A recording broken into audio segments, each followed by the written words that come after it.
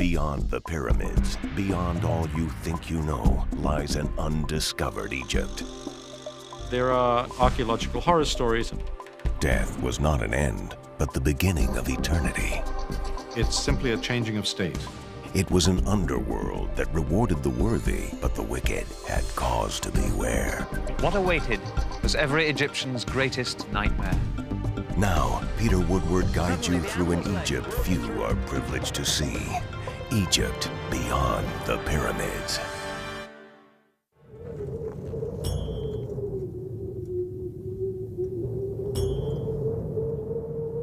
"35 centuries before the Christian era, and some 2,500 years before the Old Testament prophets, ancient Egyptians were already pondering the deepest, most mystifying subject of human existence.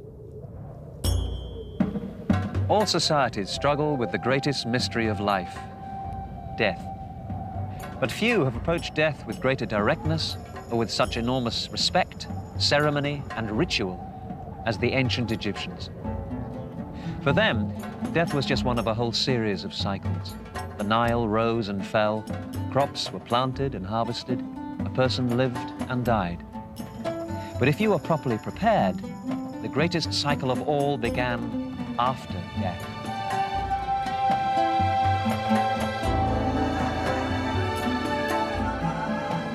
From the dawn of their history, Egyptians believed strongly in the concept of an afterlife, an existence which could continue for eternity. For these early people, death was simply a transition. In ancient Egypt, death was ever before the people, because to them it wasn't the great end that it is to us. It's simply a changing of state. And of course they're going to go on living, and their spirit, their life force, their personality is going to be able to transcend all the actual trauma of death and go on into the next life.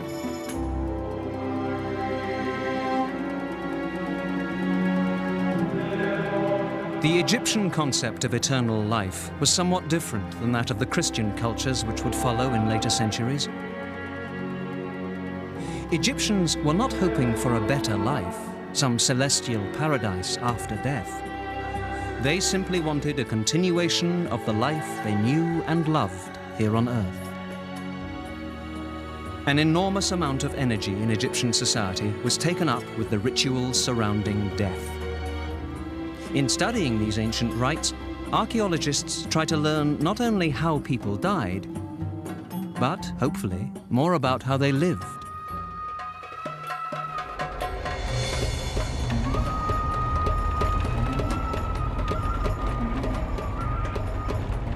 How do you deal with death?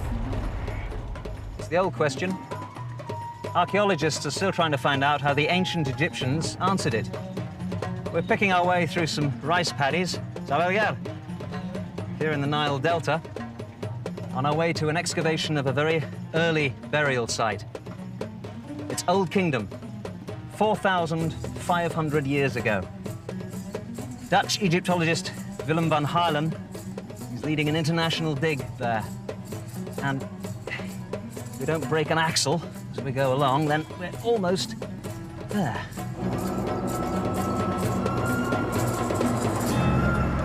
Most of Egypt is desert, and the bodies of ancient Egyptians buried there have remained intact for thousands of years.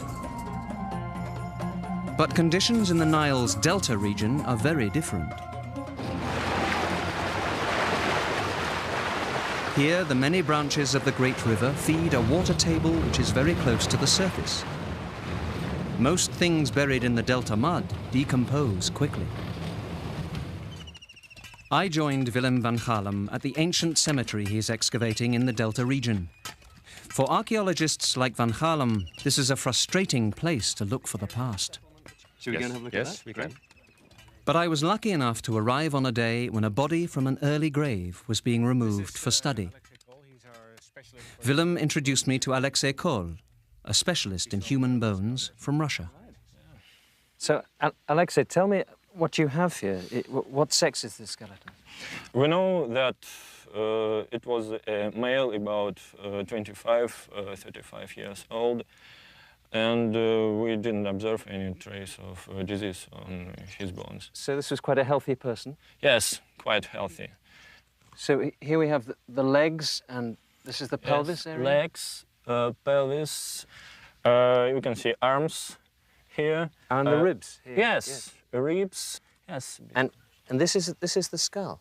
Yes, in this area? This is the skull, and you can see the jaw here, and With the teeth?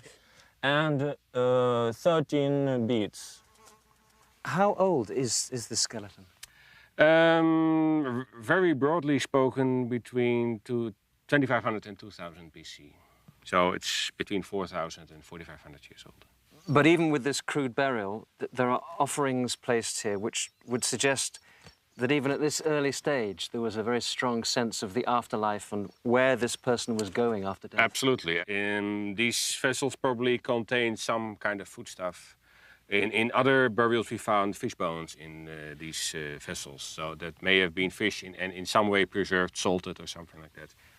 So you're going to be taking the bones out today and the offering jars, perhaps? Yes. And if you want, you can help us by taking out some of the beads, for example. That would be great, thank you. No Egyptian was buried without preparation for the life to come. This man was sent to eternity with a necklace. I was able to find several stone beads from that necklace, which will be saved for further study. So, there's the next one. How do you keep track of all these? Well, we give this number 3 because there's a small one in between we haven't taken out yet. Huh? And then we put them in film boxes with the number written on it. So we can reconstruct the exact order according to the sketch I made. You must have thousands of film boxes. Yes, we have. They're very useful for taking samples and small finds and things like that. Yeah. Oh, well, there's... For as much as Van Gaalem and his colleagues are learning about this 4,000-year-old man, there is much we will never know. What was his name? What did he do to earn his living? Did he have a family? What we can be sure of is that he hoped he could find his way to eternal life. But moving from the world of the living to the everlasting life of the dead was not automatic. It was a complex and highly ritualized event which could only be successfully negotiated by those who had lived a moral life. And even they had to be prepared to overcome many obstacles. Passage to the afterlife occurred in a region the Egyptians called the underworld. And presiding over this deeply mysterious realm was the great god Osiris. The spirit of the dead person was taken before Osiris and a court of 42 other judges. Here the spirit was asked a complex series of questions or riddles about his or her life. Giving the correct answers to these riddles was vital to gaining the afterlife. They had to pass a moral and ritual test before they could enter the afterlife. There was a judgment of their moral and ethical value. They then had to become empowered with magic in the afterlife so that they could defeat the many dangers which existed there. The most critical part of this examination was known as the weighing of the heart. In this ceremony, the heart of a deceased candidate was weighed against a feather. If the heart balanced the feather, the person could enter the afterlife. With so much riding on such tests, it was only natural the ancient Egyptians would look for help. While the physical body was being mummified and entombed, the spirit was undergoing its great journey through the underworld in the hope of being reborn in the afterlife. Now, there were maps, guides to this journey. They're commonly called the Book of the Dead, and it's parts of that you'll find on the walls of every tomb. They were directions, instructions to the departed spirit. Sometimes these funerary texts go to the extent of either describing or even providing a map of what the afterlife is like and what are the routes through the afterlife. And that's very important because the routes are very dangerous to follow.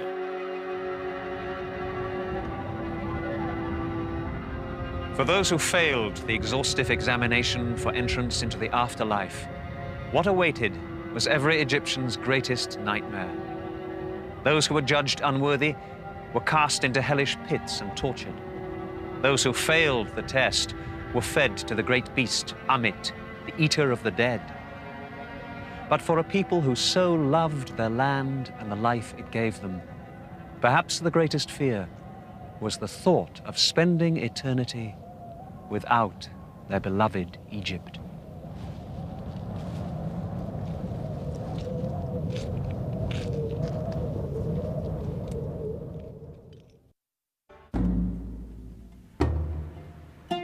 His name was Maseharti, general of the army, high priest of Amun-Re, and one of the sons of the pharaoh Pinedjem I. He suffered from severe headaches. We have some of the letters he wrote to his doctor asking for a cure. Well, maybe it didn't work, though he lived to the relatively advanced age of 52. But for all the details we know of his life, to the visitors to this museum, he is just a mummy. From the Greeks and Romans to the Hollywood screenwriters, no part of Egyptian life has more fascinated the world than mummification. And this is a very successful example, which means that as far as Maseharti is concerned, he is still alive.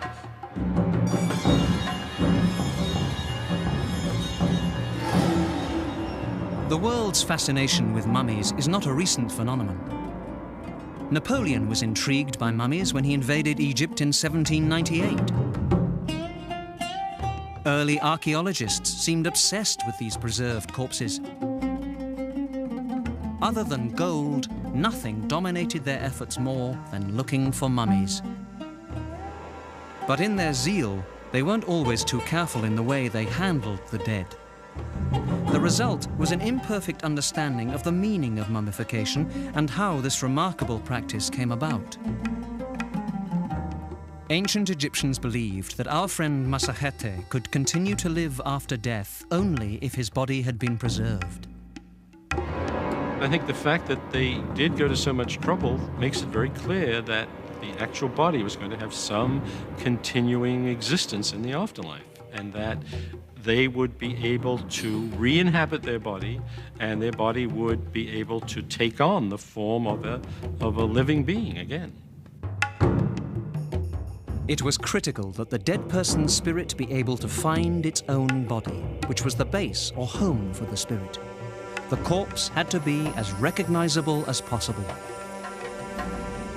In the earliest years of Egyptian civilization, preserving the body had been fairly easy. The dead were simply buried in shallow pit graves. The hot desert sand ensured that the body tissues dried out before the corpse could rot.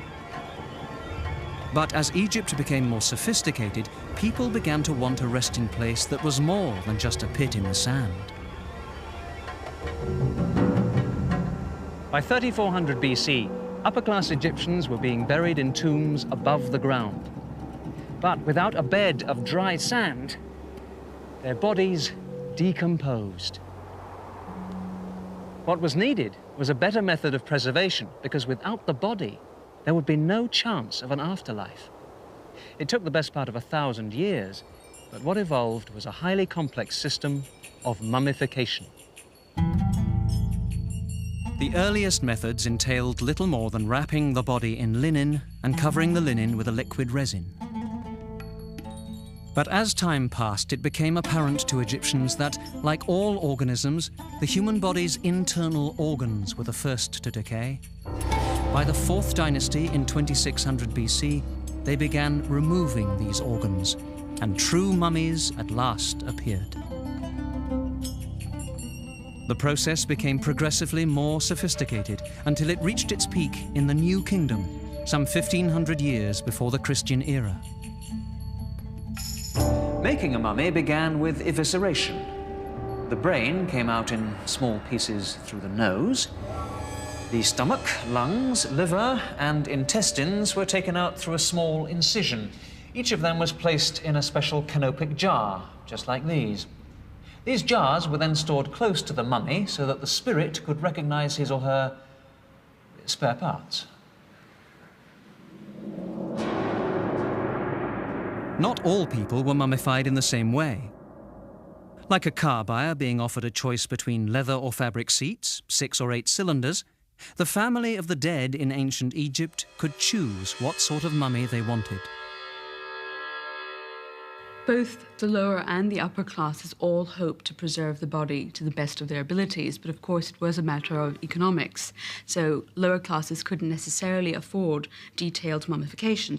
There were different levels of mummification in Egypt, even though most mummification was only available to the better off people anyway.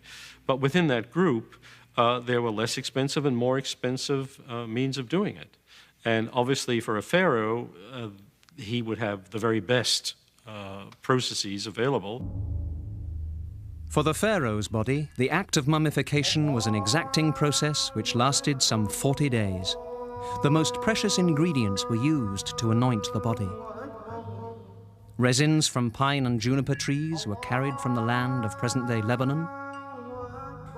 Frankincense and myrrh were brought from today's Somalia and the Arabian Peninsula. Cinnamon and beeswax were also used to scent the corpse and seal the body. Once the body had been prepared, it was carefully wound in linen strips right down to individual fingers and toes. As centuries turned into millennia, the quest for the ideal mummy continued.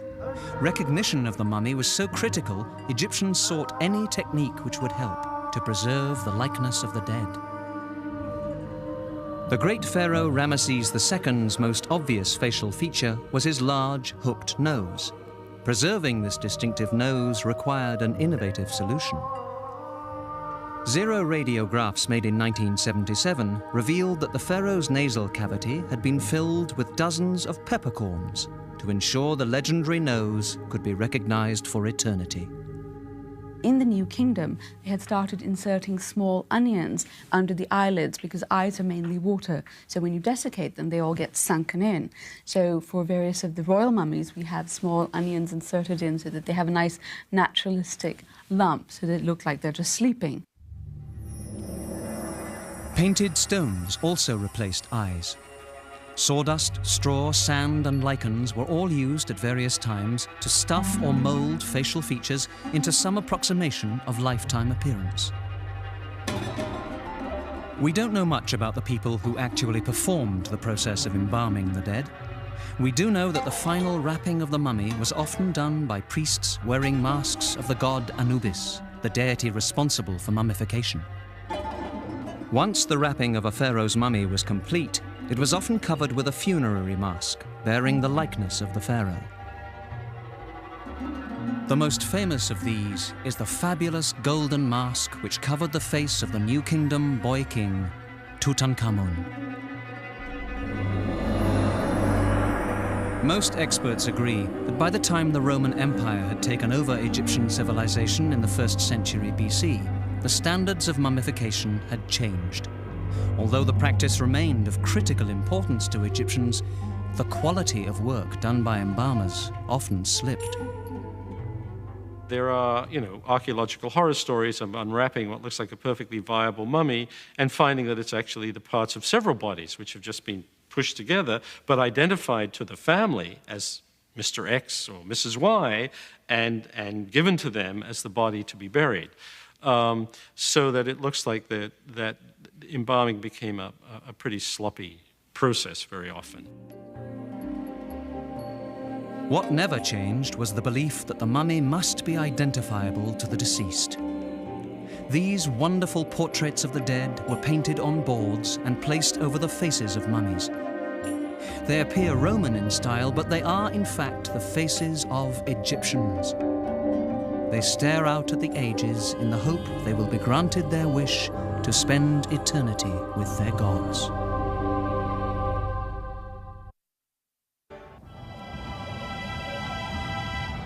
Just as the process of mummification had slowly evolved, so did Egyptian attitudes about where to bury their loved ones.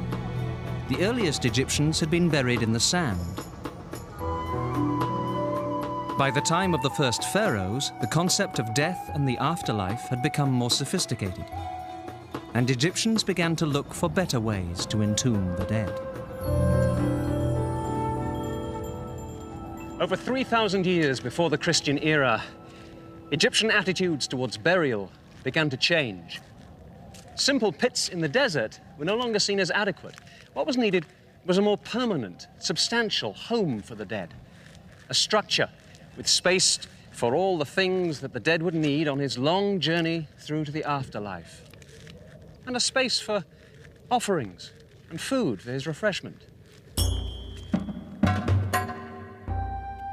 The kind of tombs which evolved are known today as mastabas. They were simple rectangular structures with a single burial chamber. Groups of mastabas became cities for the dead. As funerary practices became more complex, so did the mastaba tombs.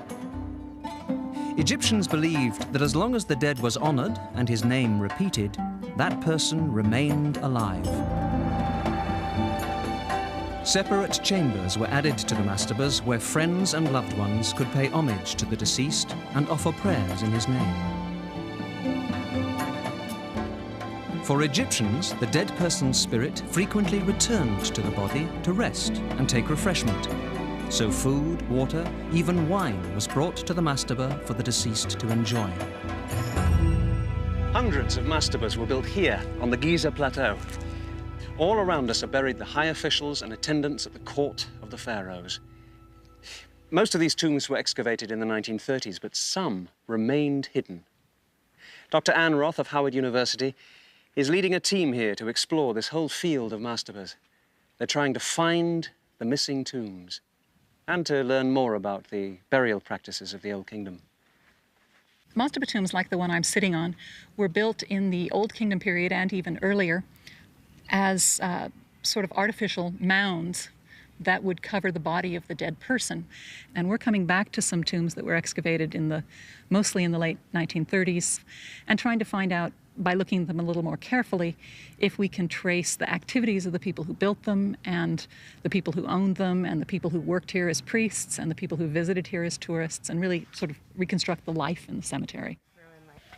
So this is one of the mastabas that you've been re-excavating?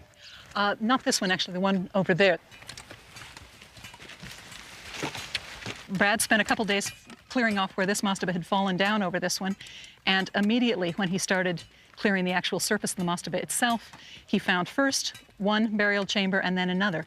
And these are unusual because they don't seem to have shafts above them. We haven't quite figured out how they got into them. They may have actually buried the people and then built the whole mastaba over the top of them. So Brad, hi, you've been busy. Yes. Tell me what you found here. Well, when we first opened the chamber, there was the top of a skull, so we knew that there was a burial here. This one is apparently a rather young woman, perhaps somewhere around 18. And we can tell that from the way that the bones have not quite completely fused. As you grow, of course, bones change. The burial here is only one of two burials that we think we've got in this tomb. We were looking for the shaft of that, and while we were looking for the shaft, we ran across a second one, which I think you're about ready to open, aren't you? Yeah, I think so. This body is partially excavated, but in this other spot, we have probably a complete burial. It's extraordinary. May we have a look? Allison, we've got another body for you. Can you see anything down there? I can see a skull. Would that be a tibia or a leg bone? Yes, it's a leg bone. What will you do now in order to uncover the skeleton? Well, I'll do a lot of sweeping, trying to carefully not move the bones. The problem with these burials are, as you've noticed, it's a very small space. Basically, it does look disturbed. Mm-hmm. It's to say the least. possibly female. The bones are pretty small, clearly an adult. All right, we'll have to dig it out and find out what it is, who it is. Great. Okay, good. Great, Mabruk. Another body. Excavating bodies is a sort of scary thing to do, actually, because they are people, and we have to remember they are people, and we try and treat them with a lot of respect. We had one body that was found with the hands underneath the head, and the head was resting, and the hands were resting on a little stone pillow. It tells you almost something about their personality, and there's a real sense of connection with these ancient people that were buried in these tombs. This is the skull of a woman who died about 4,400 years ago. She was between 30 and 39 years old, probably about 35. And so dying at that age was not uncommon. She's been kind of interesting. She has an active dental abscess. The abscess, you can see it here. It's in her left first molar, and you see these two holes here. Probably very painful and possibly related to her death. It is possible to die from an untreated dental abscess. The Egyptians had a very high rate of tooth wear because they ground their grain on stone grindstones, and that put a lot of grit into the flour, and there's a lot of ambient dust. And so you can imagine that a lifetime of eating bread made that way, it's like chewing on sandpaper. Through their work, Anne Roth and her colleagues may be offering the ancient people they study the eternal life they so desired.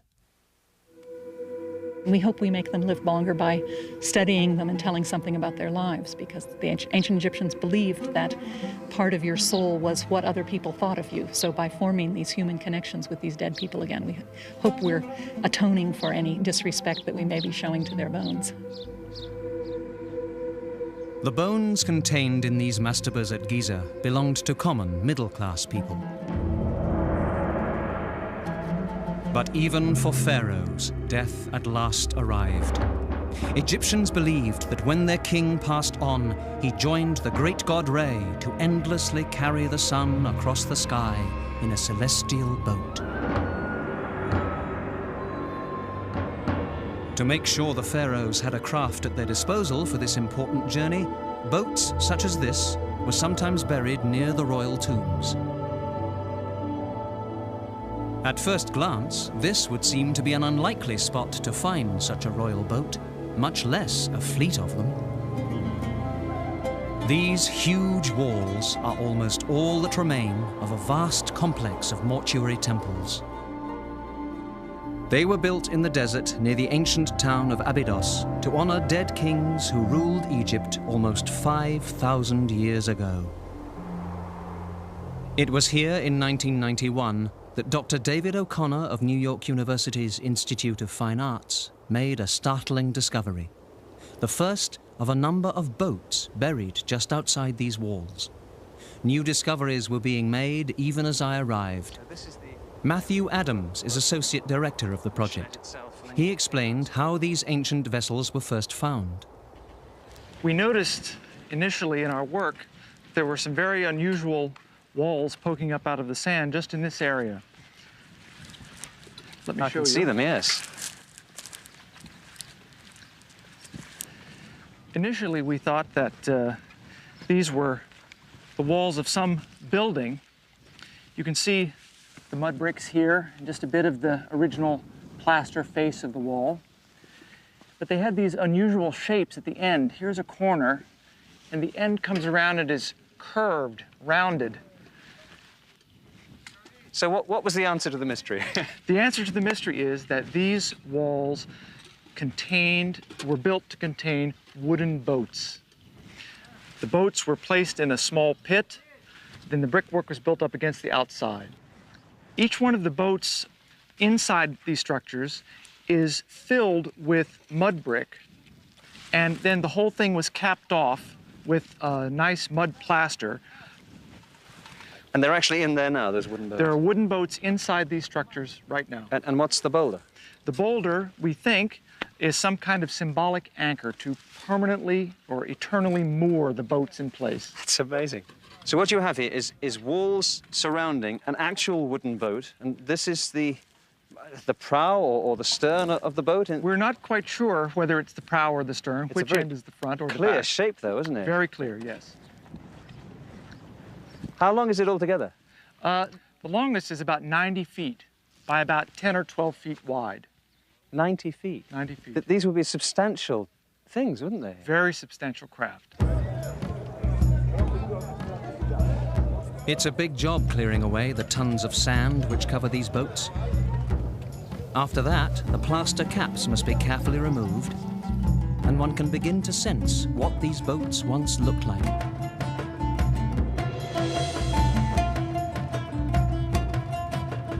As the sand is swept away, it's possible to reveal the wooden planks of the long, narrow vessels placed here almost 5,000 years ago. Wow, look at that. Here you actually see a number of the longitudinal planks which ran the length of the boat. You can see the spaces between them. So these planks seem to be really thick here. That's right. They're about between 2 and 3 inches thick, and we're not quite sure about the length yet.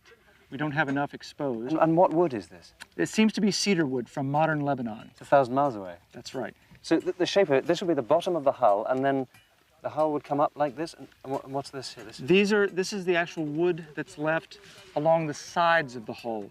And these holes, is it this insects eating these holes? Or no, these are actual holes that were cut in the wood when the boat was constructed for the rope lashings that held the planks together.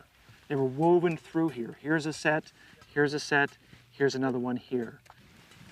Debbie, what exactly are you doing there? What are you using on that wood to keep it? Well, after the wood is exposed, we consolidate it immediately using an acrylic resin. And this is to help hold it together, to protect it from drying out more. And what's that along the side there? On the side we have some yellow pigment.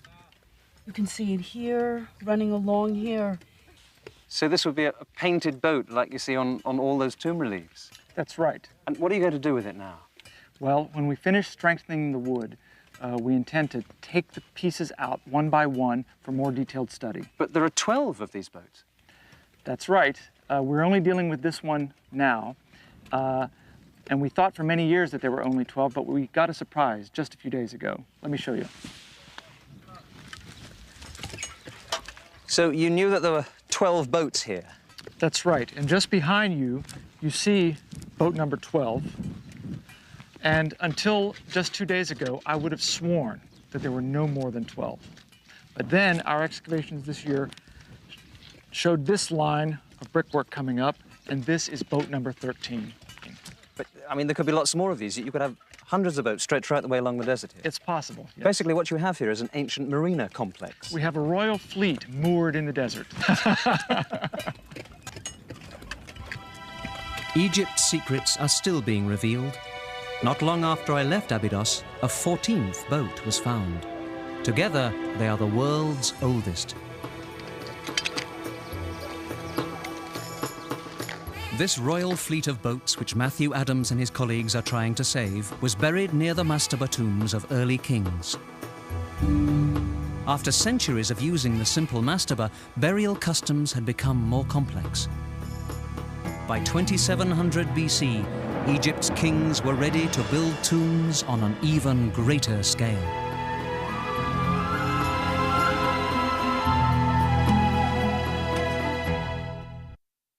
For centuries, the mastaba had fulfilled the needs of the dead.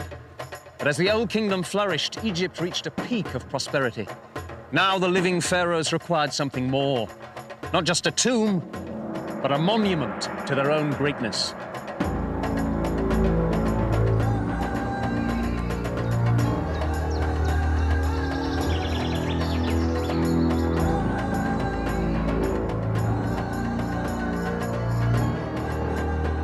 Some 2,600 years before the Christian era, Egypt's pharaohs created the greatest tombs the world has known. The largest contains almost 2.5 million limestone blocks, each weighing at least 2.5 tons. Beginning in the Old Kingdom, pyramids provided a final resting place for the pharaohs for over 900 years. But these great mausoleums consumed enormous resources. The construction of even smaller pyramids strained Egypt's economy. Even when buried deep within the pyramids, the tombs of the pharaohs were not safe from the robbers who so successfully plundered their remains.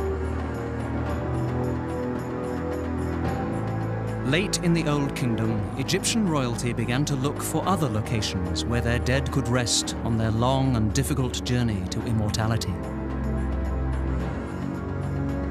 By the start of the New Kingdom, around 1570 BC, there was a change in religious observance. At the same time, it had become clear that the mastaba tombs, even the Great Pyramids, were not going to be safe from the ravages of the tomb robbers. So, Egypt's rulers began to look for a more secure site for the tombs of their Great One. They chose this barren valley near Thebes. Pharaohs were carried here to begin their eternal lives in the place that is now known as the Valley of the Kings. The remote isolation of the valley seemed to provide the necessary protection. Construction of a pharaoh's tomb here usually began soon after he succeeded to the throne. Some workers excavated great chambers in the limestone mountains. Others covered the walls with magnificent carvings and paintings.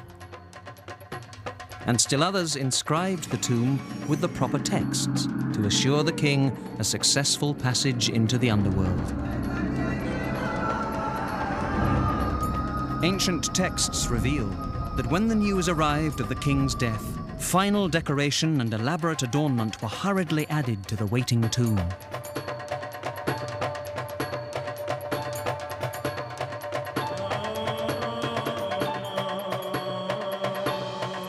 After mummification, the pharaoh's body was carried up the Nile by boat.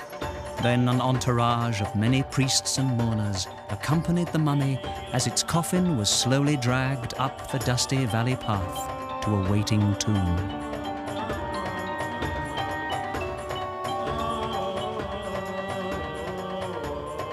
It would have taken many days of ritual and ceremony to bring the mummified body of the pharaoh from the banks of the Nile here to the entrance of the tomb. Since the day the pharaoh died, there will be frenetic activity preparing this place.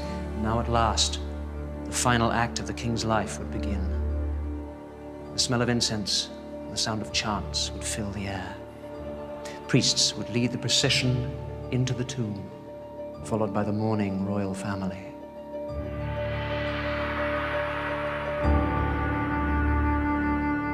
At last, the procession reached this place, the burial chamber deep within the tomb.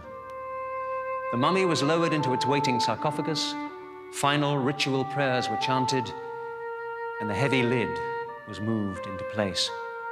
The mourners returned to the land of the living, and the pharaoh was left in his new home for the afterlife.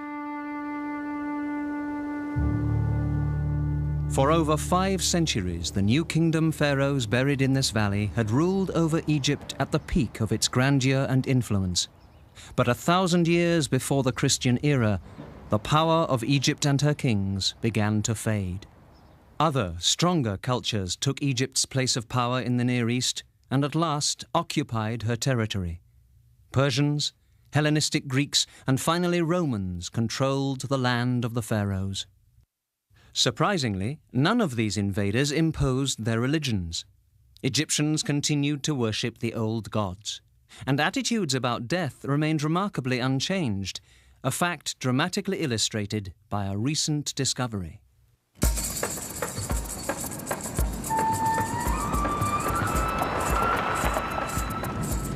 We're in Egypt's Great Western Desert, some 200 miles west of Cairo. It's not a place for a flat tire. It's over 100 degrees out there. Driving across this place, it seems impossible to believe there's anything between here and the Libyan border except heat and lots of rock and sand. But that's not quite true. There are certain places where depressions in the desert floor make it possible to reach down and tap vast supplies of water. The result is 5 lush oases. We're driving towards one now, Bahariya, where the Egyptian archaeologist Zahi Hawass is overseeing work on an incredible discovery. When Egypt was part of the Roman Empire, the vast oasis of Bahariya was a thriving community of 10,000 people. The oasis in the 5th century BC was famous for its dates and wine. Today, it is famous for a donkey accident. In 1996, a workman was riding his donkey here in the Bahariya oasis. Suddenly, the animal's leg broke through the crust of the desert floor. There was a hole He looked in it, and there were mummies. Lots of them. They were the first of what may prove to be the greatest cache of mummies ever found. Almost 4,000 years after the ritual of mummification began, these mummies look a bit different than earlier examples. Most have no coffin. Instead, their faces are covered with a papier-mâché-like mask called cartonnage. But the importance Egyptians placed on preserving the body for the afterlife was unchanged. The gilded cartonnage of these faces has given this place its name: the Valley of the Golden Mummies.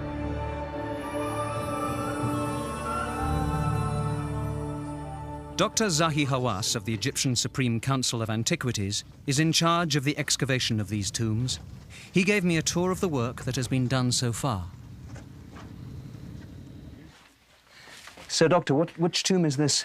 This is the latest tomb that we discovered here in the Valley of the Golden Mummies. In this tomb only, we discovered 41 mummies. There's an amazing number of is. mummies here. I've never seen so many mummies. Yeah, but what's interesting that if you look at this type of mummies here, you can see at least 3 different types of mummies. You can, if you look at the one that has a face that covered with gold, and this is the mummy that completely wrapped with linen only. It's beautiful, isn't it, the way that's done? Yes. It's extraordinary work. And this mummy, what's we call covered with cartonnage. And you can see here the scenes of gods and goddesses on them. And look at this, a child. We took one child like this for X-ray. But this is, I believe, a child within the age of maybe you can say 2 years maximum. And this is beautiful. It is, you know, and it is in a very good condition. This is why I'm telling you that it is wrong that the people should say that the mummification in the Roman period was deteriorated. That's not true. It is in a very good condition. And I believe that this mummy in the middle here, that this man could be the head of the house. Oh, that's why he's in the middle. The head of the family. Because he's buried in the center of the room, and they put him in a kind of a high level of a stage, and this is why I believe that he's the head of the whole family. It's very moving that a family should be buried together like exactly. this. Is it the same in the other tombs? Each mummy is different from the other mummy, and each mummy tells us a story about the people. And let us go.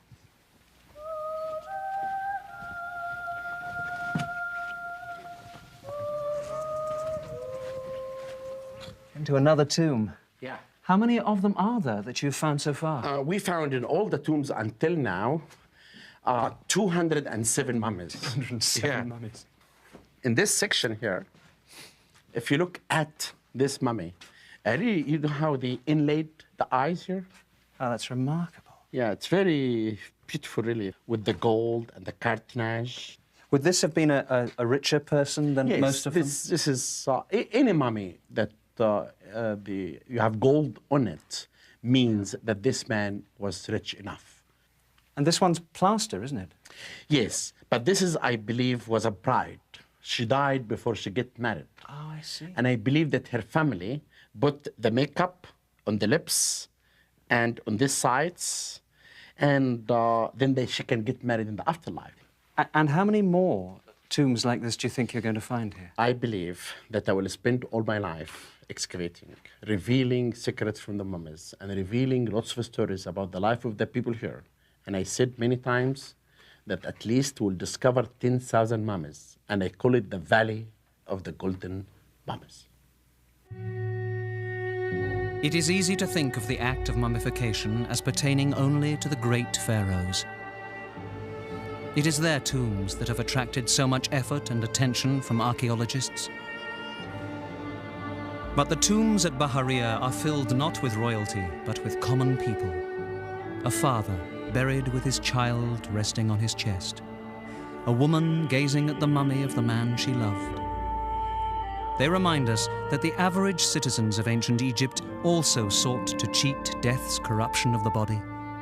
For most of 4,000 years, mummification was an important part of Egyptian family life.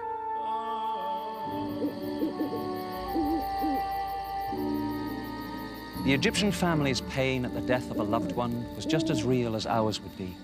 And even while they grieved, they knew that the deceased was at that very moment struggling to survive their great journey through the underworld. Meanwhile, the family had to embark on a long series of rituals and celebrations. The body itself must be mummified to receive the spirit after death. For every family, this was a huge effort and expense. Why did they do it? This was not some morbid obsession. They did it because they cared so much. Mummification is a huge act of love. They absolutely believed that death was not the end of life, but the beginning of eternity.